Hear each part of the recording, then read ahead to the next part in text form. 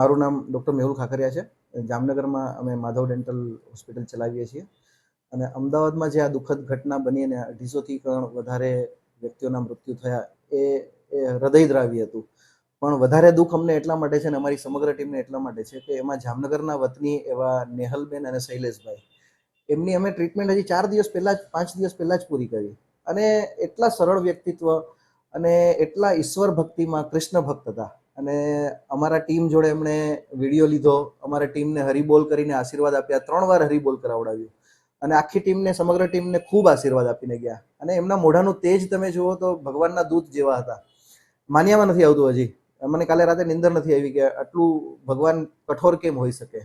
અને વર્ષોથી લંડનમાં સ્થાયી થયેલા હતા અને ડૉક્ટર કેયુર બક્ષી આપણા જામનગરના છે, એમના એ બહેન હતા, નેહલબેન, કાકાની દીકરી હતા.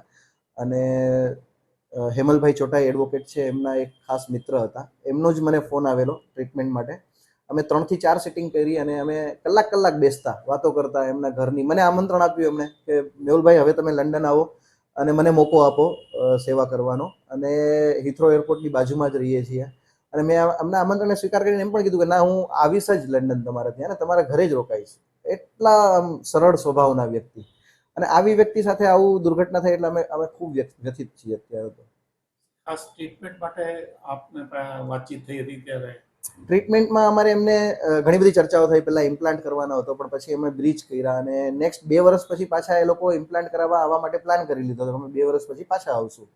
એમની વાઈફ પણ એટલા જ સરળ સ્વભાવના અને એટલા જ એમને જોડે સાથ આપનારા હતા અને ટ્રીટમેન્ટમાં પણ એટલું સ્મૂથ કોઓપરેશન, એમનું કોઈ કમ્પ્લેન નહીં, બધું પરફેક્ટ હતું અને બહુ વ્યવસ્થિત કામ. પેલા ડાક્ટર સાહેબનો પછી બધા હરી બોલ, હરી બોલ, હરી બોલ. Thank you so much. કૃષ્ણના ભક્ત છે એટલે અમે એમ વિચારી કે કૃષ્ણની કૃપા તમારા બધા ઉપર પણ બની રહે. બિલકુલ. એટલા માટે અમે 3 હરિબોલ બોલશું. બરોબર? યસ. 3 વાર હરિબોલ બોલશું. યા હરી બોલ, હરી બોલ, હરી બોલ. આ છે શૈલેષભાઈ અને નેહલબેન. જય શ્રી રામ. યુકે માં છે, લંડનમાં પ્રોપર રહે છે અને